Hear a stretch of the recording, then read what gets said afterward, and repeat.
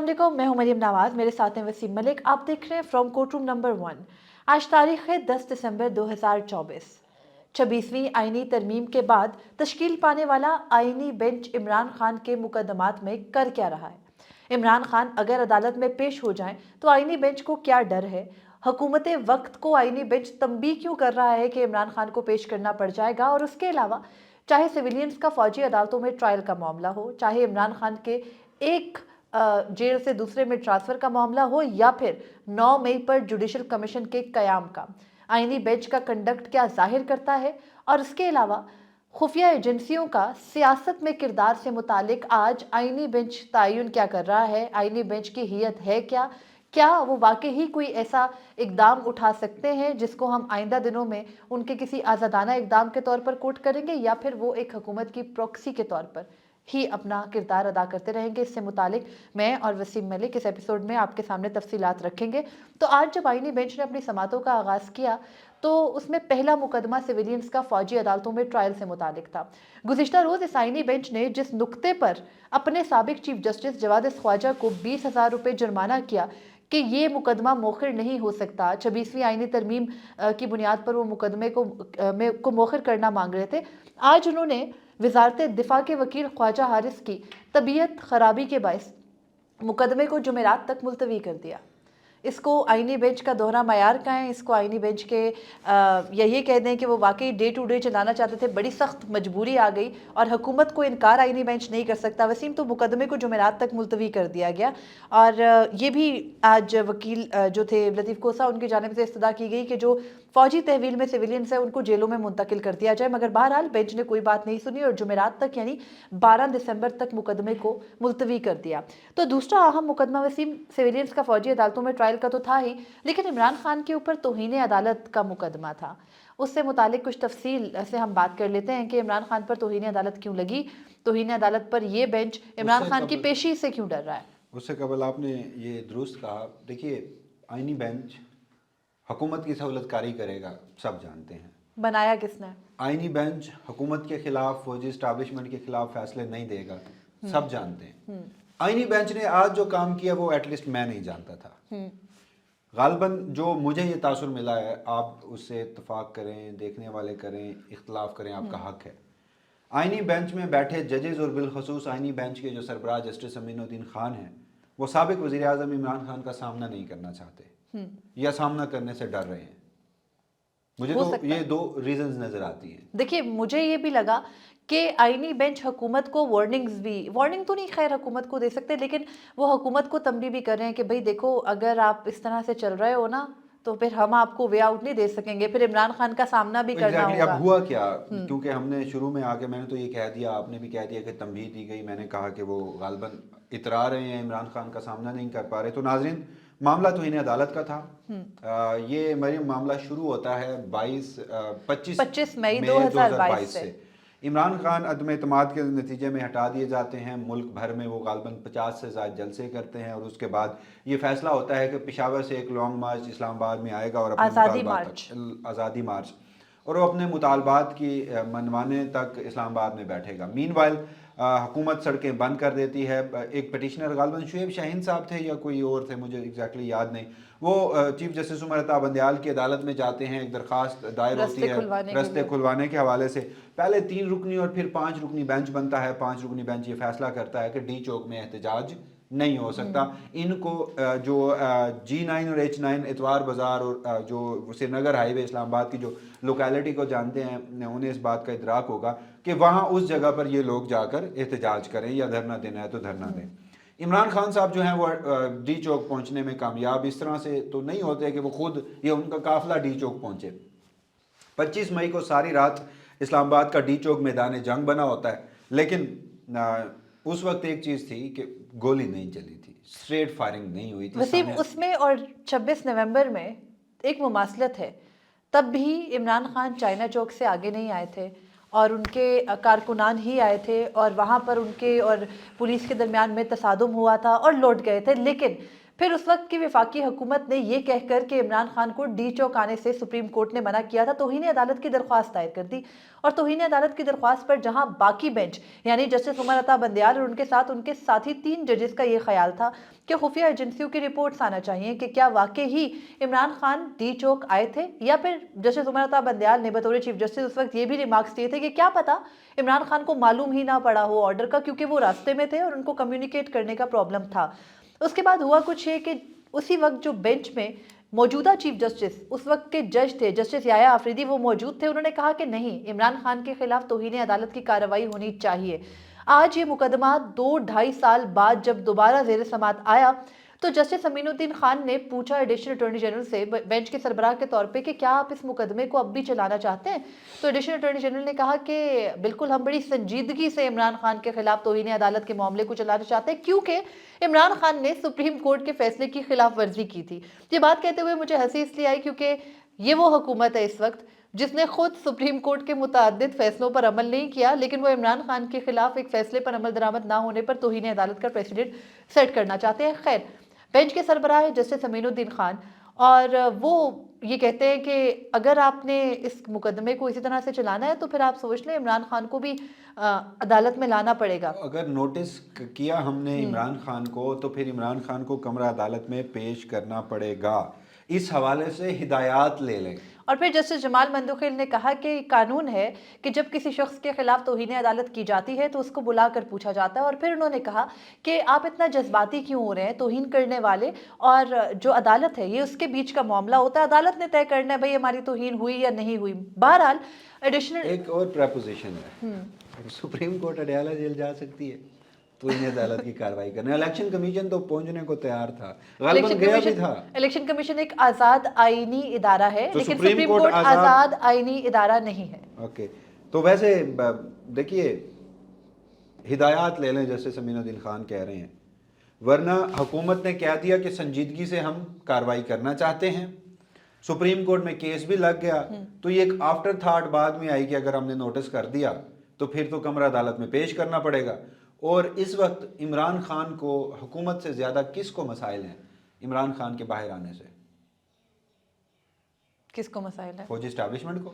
Okay, مجھے لگا شاید حکومت تو وہی ہے، آپ نے ایسے ٹرکی کر کے دیکھیے چلیں ہم حکومت تو شہباز شریف کی حکومت کا نام دیتے ہیں نا، تو ان کو مسائل ہیں۔ قاضی فیاض عیسیٰ صاحب، ایک تصویر باہر آئی تھی اور اس کے بعد وہ ایک کارروائی ہوئی تھی جو کہ ضابطے کی کارروائی، کیا کچھ نہیں کیا گیا تھا اس کے سارے معاملے پر، اور کس طرح وہ جو سپریم کورٹ میں پابندیاں اور ہو چکا تھا۔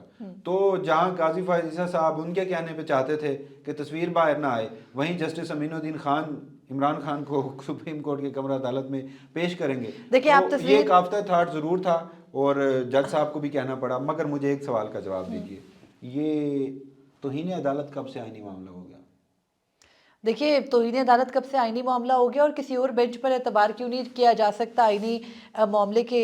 گو کہ توہین عدالت ایک قانون، ایک ایکٹ کی صورت آیا تھا اور وہ آئین پاکستان کی تشریح نہیں مانگتا، لیکن بہرحال توہین عدالت کا آرڈیننس ہے، آپ کو یاد ہوگا کہ جب یہ آئینی ترامیم زیر بحث تھی تو اس کو ختم کرنے پر بھی غور تھا، لیکن نہیں کیا گیا، نہ ہی اس سے متعلق کچھ 26ویں ترمیم میں شامل کیا گیا، تو جب وہ آئین کا حصہ نہیں ہے۔ مجھے لگتا ہے گراؤنڈ اس لیے سیٹ کیا جا رہا ہے کہ مخصوص نشستوں کا معاملہ، اس کے اوپر بھی ایک کنٹمپٹ پٹیشن ہے، بجائے اس کے کہ وہ ریگولر بینچ سنے، جسٹس منصور علی شاہ اور دیگر لوگ سنے، وہ بھی معاملہ جسٹس امین الدین خان کی عدالت میں ایک غیر مؤثر کیس کو لگا کر الیکشن کمیشن کو اگین وے آؤٹ دیا جا رہا ہے۔ مجھے دیکھیے ادروائز تو ہم پریپوزیشنز یا پاسبلٹیز ہی ڈرا کریں، یہ ہو رہا ہے اس ملک میں اتنے عرصے سے۔ کنٹمپٹ جو ہے وہ مجھے تو دور دور تک آئینی معاملہ نہیں لگتا۔ آئینی معاملہ نہیں ہے وسیم، اور ہم شروع سے یہ بات کر رہے تھے، اگر آپ کو یاد ہو تو 26ویں آئینی ترمیم کے دوران بھی ہم یہ بات آن ریکارڈ کر چکے ہیں کہ آپ یہ ترامیم لا ہی اس لیے رہے ہیں کہ پہلی بات آپ الیکشن کمیشن کو مخصوص نشستوں کے فیصلے پر عمل درآمد نہیں کرنے دیں گے، یا الیکشن کمیشن تو کرنا نہیں چاہتا، لیکن الیکشن کمیشن کے اوپر ایک خوف کی دیوار ضرور تھی، انہوں نے کم از کم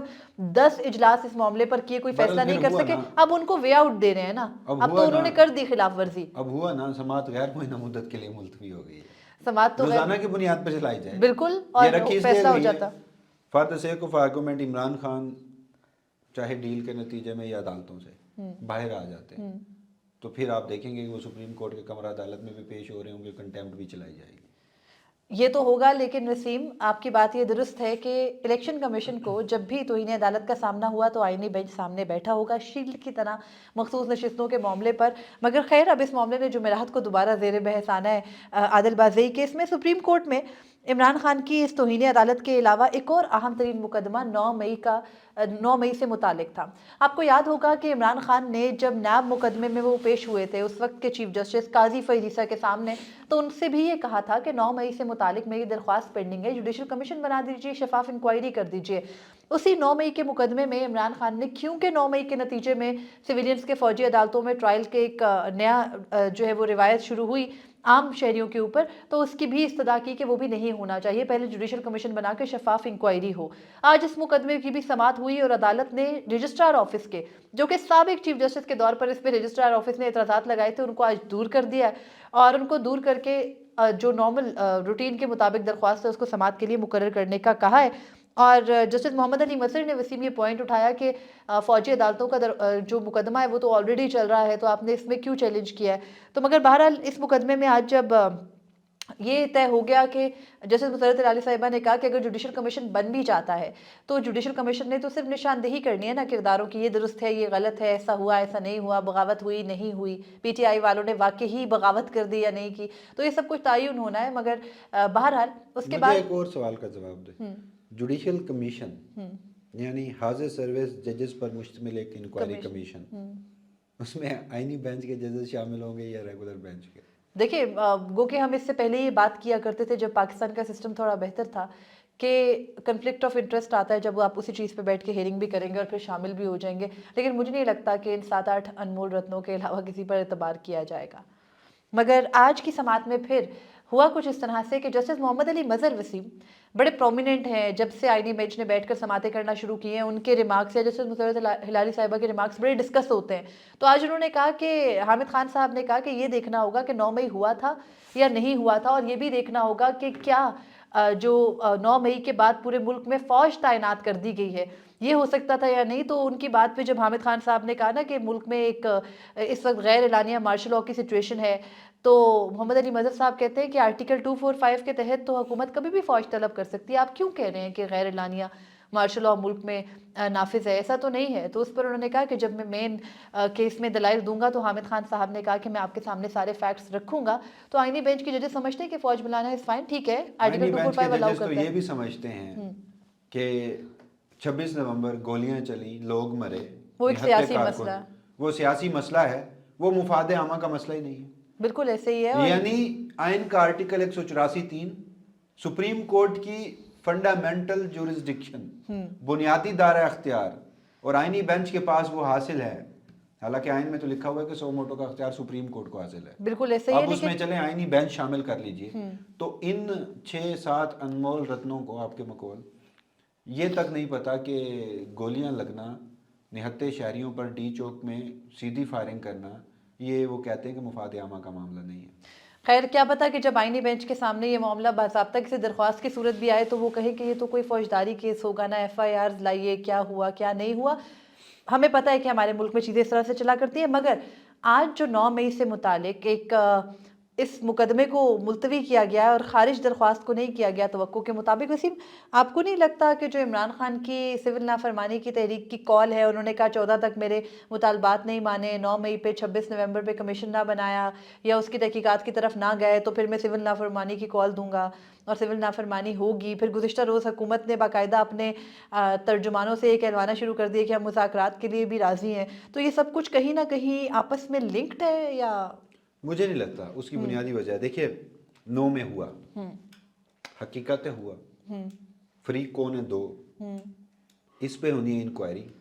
آپ کو یاد ہے کہ آئی ایس پی آر کے جو ڈائریکٹر جنرل تھے انہوں نے ایک پریس کانفرنس کی تھی اور کہا تھا کہ جوڈیشل کمیشن کی تو ضرورت ہی نہیں ہے، سب واضح ہے، سب قوم کے سامنے ہے. تو مجھے لگتا ہے کہ ان کے اس بیان کے بعد کوئی جوڈیشل کمیشن بنے گا. اس معاملے کو پرولونگ کیا جائے گا، سنا جائے گا، کیونکہ میں سیاسی ٹیمپریچر کو کم کیا جا رہا ہے. میں یہ سمجھتا ہوں، میں یہ بھی سمجھتا ہوں کہ کبھی یہ رسک نہیں لیا جائے گا at the very highest forum کہ چاہے اپنے لوگوں کا ہی کوئی جوڈیشل کمیشن بنایا جائے. کیونکہ in the end of the day لوگ کمیشن سے نتائج مانگیں گے, نتائج کا تعین کرنے کے بعد اس کے اوپر کارروائی مانگیں گے, جو کسی بھی صورت مجھے نہیں لگتا کہ ڈسکشن میں لے جا اگر 9 کے. مئی کے اوپر جوڈیشل کمیشن بنا تو پھر 26 نومبر کے اوپر بھی آپ کو جوڈیشل کمیشن بنانا پڑے گا. بالکل. تو پھر اس ملک میں حالانکہ تاریخ رہی ہے, کئی جوڈیشل کمیشن بنے, کسی کی رپورٹ باہر نہیں آئی, اس کے اوپر کوئی عمل درآمد نہیں ہوا, لیکن اس لمحے میں یہ سمجھتا ہوں کہ اسٹیک ہولڈرز جو ہیں وہ کوئی رسک نہیں لیں گے 9 مئی کے اس کے اوپر. اور دوسرا, ہاں پس پردہ چیزیں کچھ اس طرح سے چل رہی ہوں جو میرے لیے کل ایک سوال اٹھا.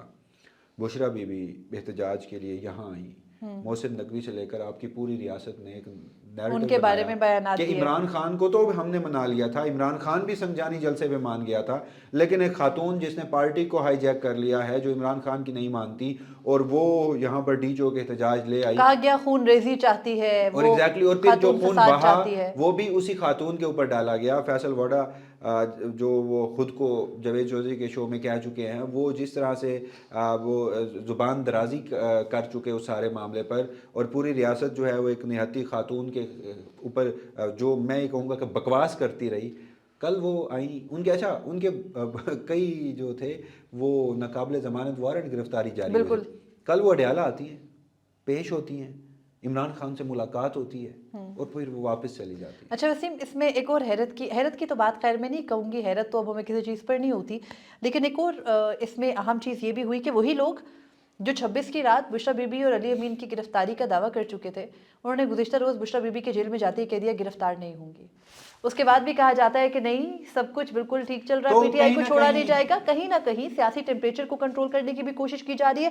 جو کچھ 26 نومبر کو ہوا اس پر ایسا نہیں ہے کہ کوئی ریاکشن نہیں ہے انٹرنلی, اس میں ایسا بھی نہیں ہے کہ کوئی کیوس نہیں ہے, ایسا بھی نہیں ہے کہ صرف یہ کہہ دو کہ اتنے لوگوں کی ڈیتھ ہوئی ہیں تو لا کر دکھاؤ, اور جب وہ ثبوت رکھ دیے جائے تو کہو اتنوں کی تو نہیں ہوئی تھی نا, ہوئی تو تھی.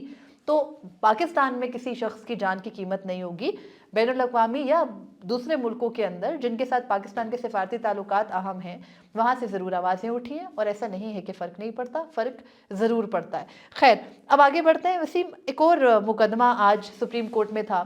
ایک تو تھا کہ وہ عمران خان کو اڈیالہ جیل سے منتقل کر دیں, کیونکہ ایک شہری ہیں قیوم خان, ان کی درخواست تھی, ان کے اوپر 20,000 روپے جرمانہ عائد کیا گیا اس وجہ سے کہ بھئی عمران خان کے وکلا یا ان کے فیملی والے ان سے متعلق درخواست کریں اگر ان کو کوئی دقت ہے. اگر عمران خان یہی بات, سوری آپ کی بات کاٹ رہا ہوں, درخواست دائر ہوئی, اس کو جرمانہ کر کے خارج کر دیا گیا, اس طرح کی درخواستیں دائر کرائی جاتی ہیں. اوکے, عمران خان کو پشاور منتقل کرنے کی گارنٹی ہاتھ میں تھما دی گئی تھی اس 26 نومبر کے احتجاج سے پہلے. جو چیز انہیں پلیٹ میں رکھ کر پیش کر دی گئی تھی کہ آپ پشاور منتقل ہو جائیں کسی بھی جیل میں, لیٹس سپوز پشاور جیل میں, اور وہاں عمران خان یہاں کی صورتحال سے تو بہتر صورتحال گزاریں گے, صوبے میں اپنی حکومت ہے.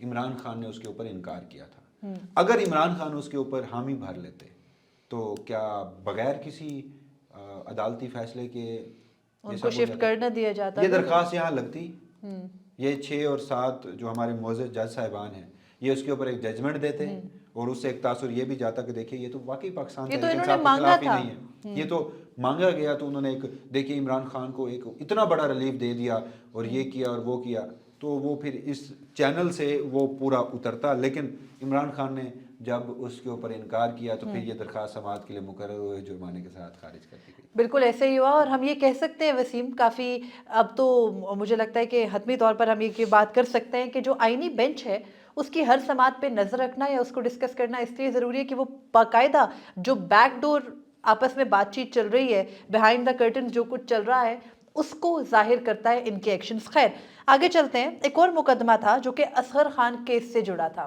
سپریم کورٹ میں یہ درخواست تھی کہ اصغر خان کیس جو سپریم کورٹ کا مشہور زمانہ فیصلہ ہے, کیا اس پر عمل درآمد آج تک ہوا؟ کیا ہماری خفیہ ایجنسیاں بالخصوص ISI کے اندر جو قائم پولیٹیکل ونگ ہے اس کو اصغر خان کیس کے فیصلے کے تناظر میں ختم کیا گیا یا نہیں کیا گیا؟